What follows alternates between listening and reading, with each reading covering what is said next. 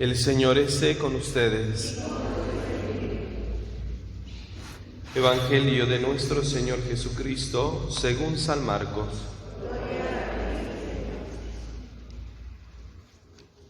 En aquel tiempo llamó Jesús a los 12, los envió de 2 en 2 y les dio poder sobre los espíritus inmundos. Les mandó que no llevaran nada para el camino, ni pan, ni mochila, ni dinero en el cinto, sino únicamente bastón, sandalias y una sola túnica. Y les dijo: cuando entren en una casa, quédense en ella hasta que se vayan de ese lugar. Si en alguna parte no los reciben ni los escuchan, al abandonar ese lugar, sacúdanse el polvo de los pies como una advertencia para ellos. Los discípulos se fueron a predicar la conversión, expulsaban a los demonios, ungían con aceite a los enfermos y los curaban. Palabra del Señor.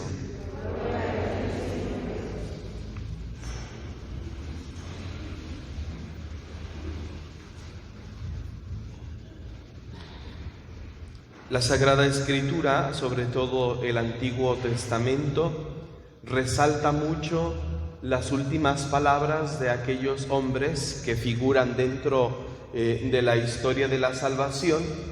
Rescata las palabras que dirige a sus descendientes.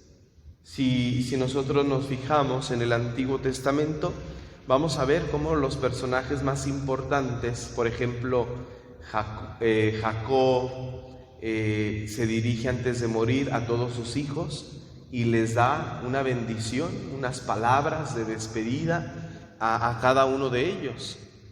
Porque es importante las últimas palabras, sobre todo por el significado teológico y espiritual que tiene en la Sagrada Escritura. Se trata aquí de una consecución de la misión. Es como proseguir la línea de salvación, es continuar aquello que Dios ha prometido.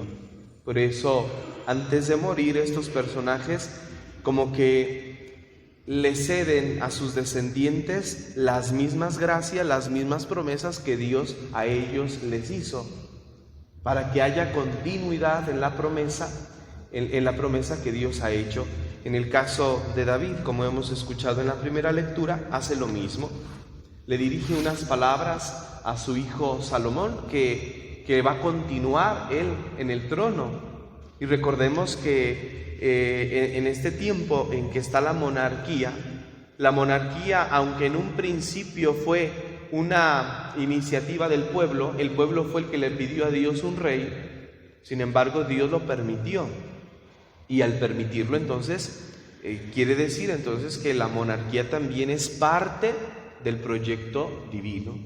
Por eso es importante lo que David dice a Salomón, para continuar todo lo que Dios ha venido haciendo en el reino de David. Las palabras de David a su hijo: ten valor y sé todo un hombre. Ten valor y sé todo un hombre. Bastaría quedarnos con esta expresión, lo que significa tener valor, es decir, tener el ánimo, tener el coraje para presentarse en la vida, porque hay que tenerlo. Escuchamos continuamente las expresiones de que la vida es muy difícil y podemos constatarlo muchas veces. Ante la experiencia propia decimos: sí, es cierto, la vida es difícil, se necesita mucho valor, mucho ánimo, mucha fuerza, mucho coraje para enfrentar la vida, porque no es simplemente así, ya tengo vida y vivir. No, se necesita hacer uso correcto de este don gratuito que el Señor nos ha dado, la vida. Por eso ten valor. O sea, ten el coraje, ten la fuerza, ten el ánimo suficiente para estar en este mundo, para hacer frente a este mundo y a todo lo que tu vida implica. el desánimo, la tristeza, vendrán a ser entonces enemigos y cosas contrarias a estar viviendo esta vida. Con facilidad las circunstancias, las problemáticas, las dificultades nos hacen perder el ánimo, nos hacen perder el valor. No me animo, decimos, ¿no? Esta expresión de no me animo significa que he perdido o hemos perdido el alma. El alma es el principio vital. Sin el alma es imposible estar en la existencia. Cuando nos falta el alma, cuando no hay alma, no tenemos esa vida, esa fuerza, esa capacidad para estar aquí. Ten valor. Y son palabras también para nosotros. Porque los que nos quedamos en este mundo, a diferencia de las personas que van partiendo día a día de este mundo, bueno, se van liberando de todas estas circunstancias, pero nosotros, los que seguimos en este mundo, necesitamos este valor, este ánimo. ¿Cómo enfrentamos la vida? ¿Tenemos ánimo? ¿Tenemos valor? ¿Tenemos ilusión? ¿O al despertar cada mañana, nuestro pensamiento o nuestra expresión es otro día? ¿Qué va a haber en este día? Tener que ver las mismas caras de mi esposo, de mi esposa, de mis hijos, del vecino, del padre, de la gente. ¿Cuál es nuestro ánimo? ¿Cuál es nuestro impulso? ¿Hay ilusión? ¿Hay ilusión en cada mañana? La ilusión es, no sé qué va a ser de este día, qué sorpresas va a tener este día.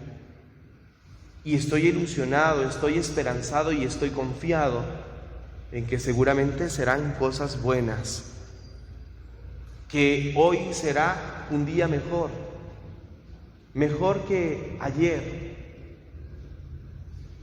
Pero ¿cuál es el ánimo? ¿Cuál es el valor? Sé todo un hombre. Y con esta expresión de ser todo un hombre, hay una expresión nuestra que es el servicio. Servir. Que servir significa ser hombre. Eso significa servir. Viene del latín. Servir viene del latín, que contiene dos partículas o dos palabras. El verbo ser es ser, y la palabra viro, que significa hombre. Servir significa ser hombre. Ser hombre, no género, no el género, no, sino la naturaleza. Sé humano, sé persona. En toda la extensión de la palabra, sé todo un hombre. Le dice David a Salomón, sé todo un hombre. Es decir, no pierdas tu esencia, no pierdas tu personalidad. No pierdas aquello que te distingue de todos los demás, que no te permita confundirte, en primer lugar, de los otros reyes, porque tú eres un rey elegido por Dios. Que no perdamos también entonces en el caminar de nuestra vida nuestra identidad. Con qué facilidad podemos perder la identidad y ser todos iguales. No, ¿qué te distingue a ti? ¿Qué te hace ser a ti distinto a los demás? Tal vez el grado de bondad que tienes, la forma en cómo te expresas, la forma en cómo amas. ¿Qué te hace distinguirte? ¿Cuál es tu esencia? Sin duda alguna, queridos hermanos, pues nuestra esencia es eso, servir. Y entendemos lo que significa ya servir. bueno, ser persona, ser hombre, pero es entonces volcar toda nuestra vida siempre en beneficio de los demás. Ahí está la esencia de nuestra vida. En la medida en que nos damos a los demás, entonces disfrutamos la vida, entonces comprendemos el sentido de nuestra vida. Entre menos nos demos y vivamos ensimismados, entonces nuestra vida va careciendo de fuerza, de valor, de sentido, de impulso, de ilusión. Aquella frase, cada vez que la quiero repetir esa frase, me hago bolas, a ver si no me hago bolas ahora, si no ustedes me ayudan. El que no sirve para vivir, el que no vive para servir, no sirve para vivir. Ahí está, siempre me confundo con esa frase. Bien, esa expresión tiene mucha razón, porque responde a esta identidad nuestra, que nuestra vida se identifica cada vez más y cobra más sentido cuando servimos. Cuando servimos a los demás, cuando nos damos a los demás, cuando somos de verdad seres humanos. Porque habemos personas que perdemos la humanidad. Perdemos humanidad.